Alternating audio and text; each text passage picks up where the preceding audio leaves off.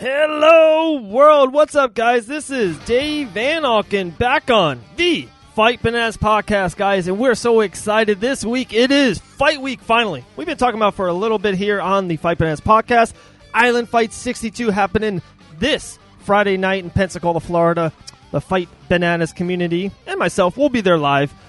So much to talk about, guys. What a great... we got UFC Norfolk. I'm going to hit on that after our interview. But right now, we got Jacob Brown coming on the show. He is now officially the main event of Island Fight 62. And I want to talk about how big of a spot that is. Does he realize how big main event in Island Fights is? And what can that lead to his professional career? And, of course, moving forward. Guys, you know us, so much to talk about, so little time. Guys, thank you so much for listening to the Fight Bananas community. Keep on subscribing on iHeartRadio and all podcast platforms. And, of course, our YouTube channel. All right, guys, let's go bananas with our main man, the main event of Island Fights 62, Jacob Brown.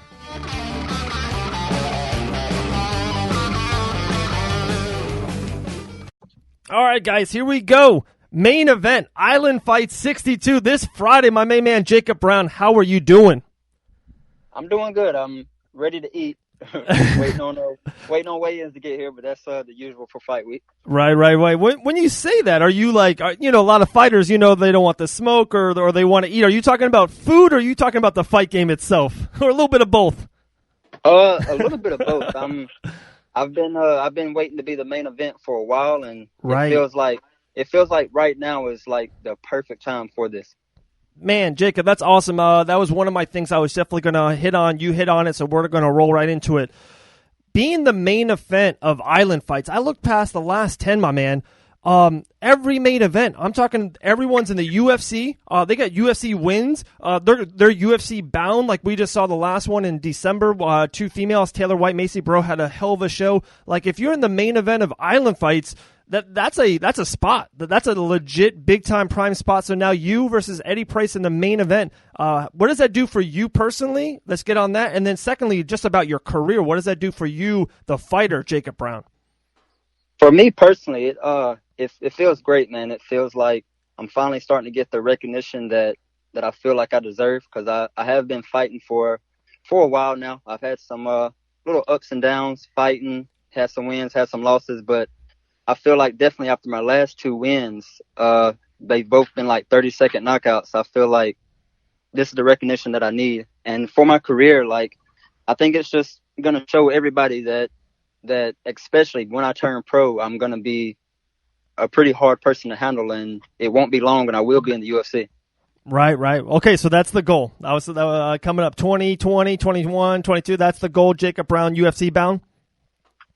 Yes, most definitely. By the end of this year or beginning of next year, I definitely think that I'll be in the talks for, on my way to the UFC. Okay, I love that, man. And how cool is that Island Fights gives you there's a blueprint now. Last year was just so successful. Guys like Brock Weaver, even before that, guys like Tyler Hill, Mike Beast Boy Davis, Hannah Goldie, the keeps on going. Impa Kasanganai. Like, if you fight for Island Fights, you main event it, you get wins. You become UFC bound. How cool is that to have that blueprint right there in Pensacola for Island Fights?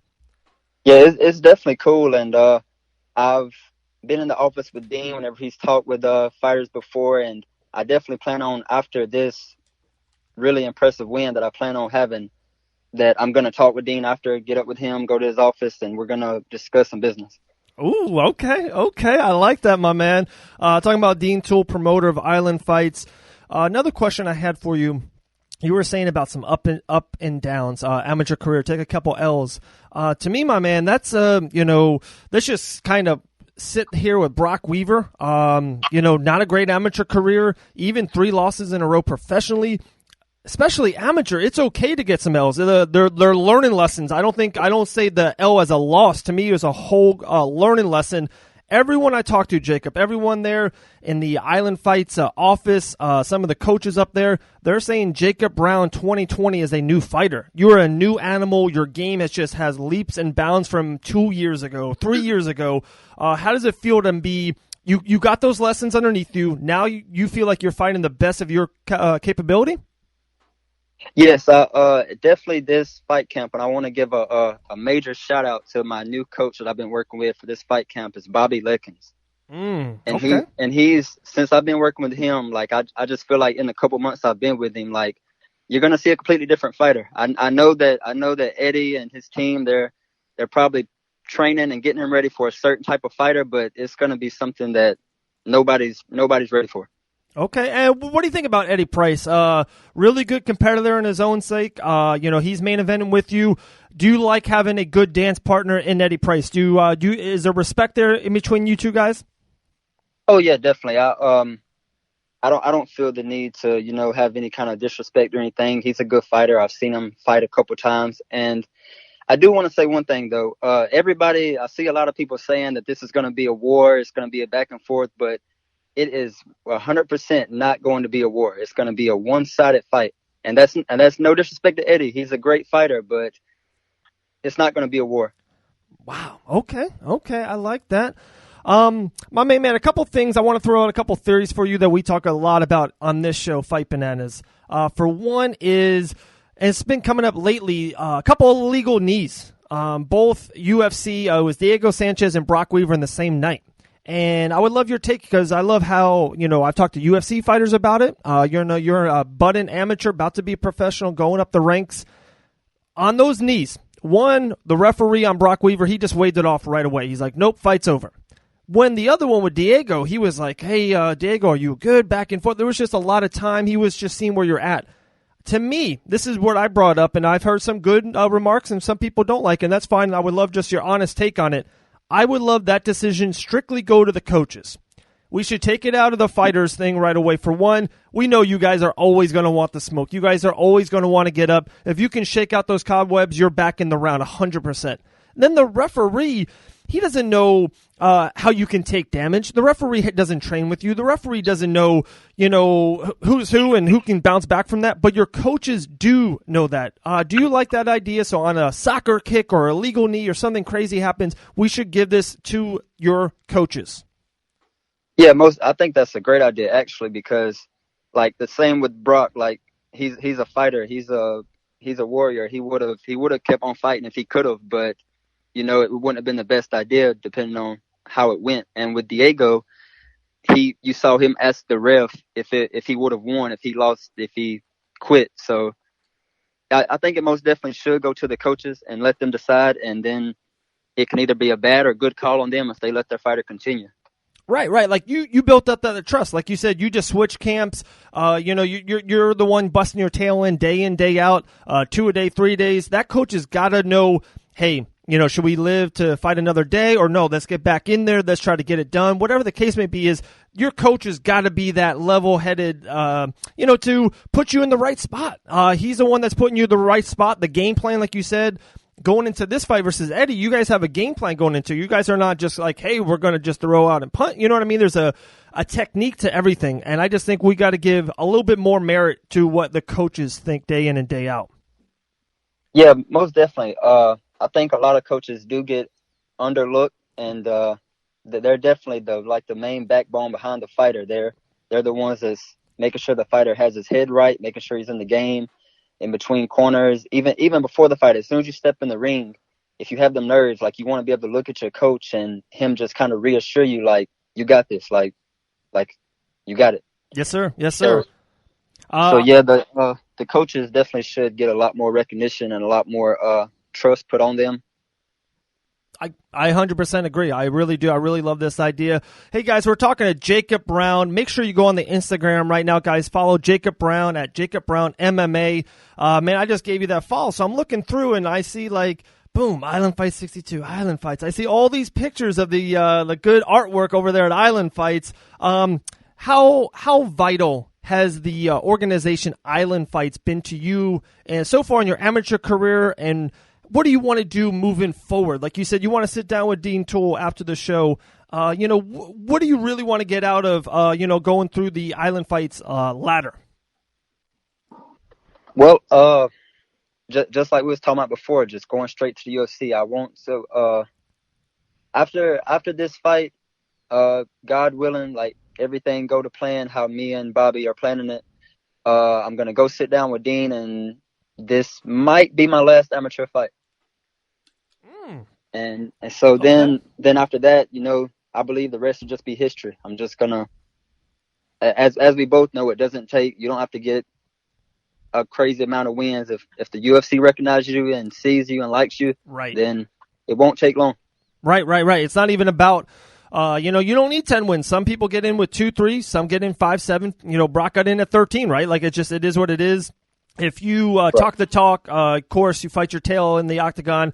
UFC loves finishers. They love closers. That gets you in.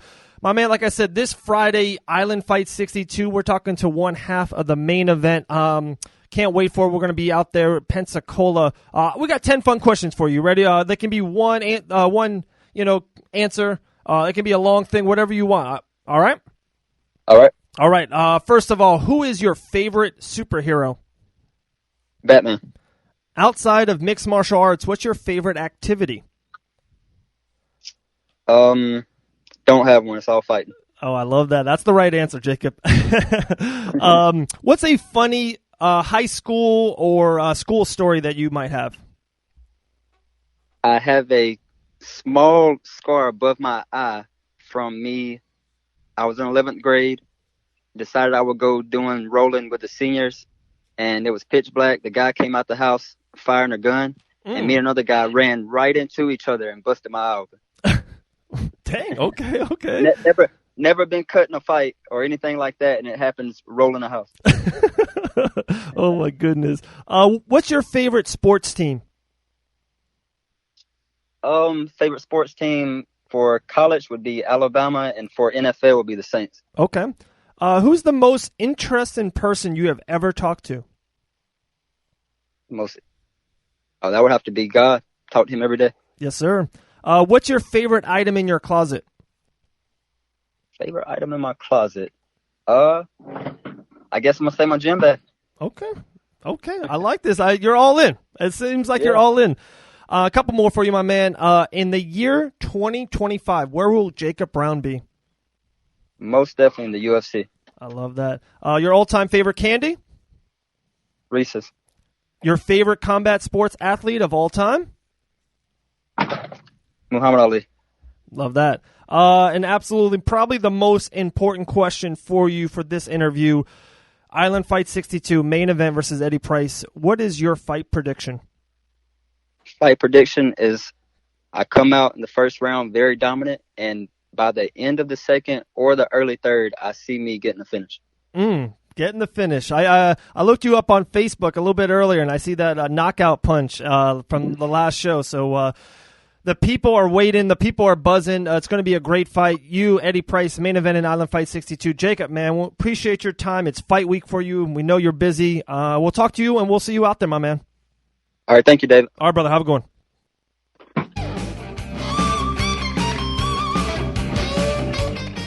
All right, guys. That was Jacob Brown. His first time on the podcast. We like it. Main event in Island Fights. That's just, we don't want to blow it up. We don't want to make it bigger than what it is, but this just is. Guys, I'm here at the studio. Look at the last 10 Island Fight main events. Google image that. They're all UFC winners. They made them UFC bound. It's just the best of the best right now. If you main event Island Fights, you're going to the UFC. Hey, it is. But guys, that's this Friday, Island Fight 62. So much, man. We just had a great podcast with our girl Taylor Jenkins. She's got a kickboxing match this Saturday night. Also Saturday night, UFC Norfolk. That was the podcast that just dropped. We're talking to our guy, Alon Cruz. It's been going great. Had a great conversation with him. He is so pumped. He's ready. That flying knee finish on the Dana White Contender Series has a ton of buzz around him, and sometimes that's what you need. You just need that buzz around, and if he puts in, a performance, if he puts in a fight of the night or a knockout of the night performance, oh, by the way, and Alon did say that. He goes, I don't want fight of the night. I want knockout. I want performance of the night. I don't want my opponent. That means usually fight of the night is a war, a 60-40, 50-50 back and forth war. Alon doesn't want that, and I respect that about him. He wants to get in and get out. You get 3-4 fights a year if you're healthy. I think Alon just wants to get the finish. But guys, so much to talk about. We won't get it. We got a couple more podcasts before the weekend. I definitely just want to hit on UFC Norfolk. We're about to put in our locked-in picks of the week.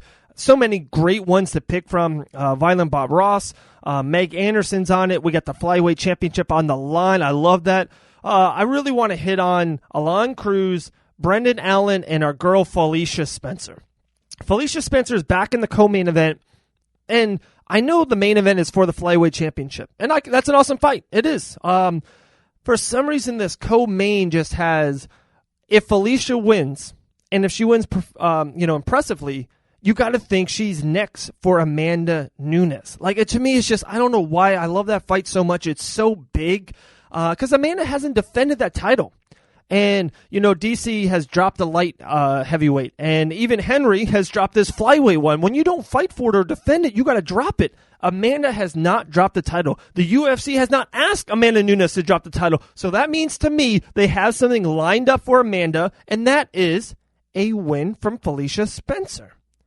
So I think that's a big, big-time fight. Also, guys, check out Brandon Allen. I think he wrote something for us on the Fight Bananas on fightbananas.com. He's a middleweight fighter. I love this kid. He's 13-3, and he comes out from Rufus, and it's just like he's just he's an LFA guy. He's putting up, I think it's like a 6-fight win streak. He's just one of those guys. He has a little bit of that it factor. So I'm just there's so many. Definitely watch, guys. UFC Norfolk on ESPN Plus. Flyweight championship on the line. Felicia Spencer co-main event. Alon Cruz on the card. But another name to keep your eye on is Brendan Allen. And guys, if you're going to keep your eye on something, keep your eye on N Still Nutrition. Check them out, guys, at nstillnutrition.com. Hopefully, they'll be in the building for Island Fight 62 this Friday in Pensacola, Florida. Check out N Still Nutrition at nstillnutrition.com. Thank you so much, Jacob Brown. Main event, Island Fight 62. So pumped. So pumped for this event. We're going to be out there. Hopefully, we'll talk to him maybe before, maybe talk to him after the fight. Guys, check with Fight Bananas Official on Instagram all day, all week long. And, of course, the YouTube channel. I think we're going to get a lot of interviews, and we're just going to put them straight to YouTube. So just make sure you're subscribed to it and stay with it all the day. Tell your friends about it. Tell your friends, family, your gym partners. Subscribe to the Fight Bananas YouTube channel because we're going to be all over Island Fight 62. Interviews galore, pictures galore, videos galore. Hey, maybe we'll get a little peep of a fight. You never know. We're putting it on the Fight Bananas YouTube channel. Hell of a show. Very, very pumped. So many big things are happening. And, we're just going to keep it going. We got a couple more before the weekend is due. Taylor Jenkins and Alon Cruz podcast just dropped. If you haven't got them, go get them. Thank you so much, guys. Dave and Auken from the Fight Bananas podcast.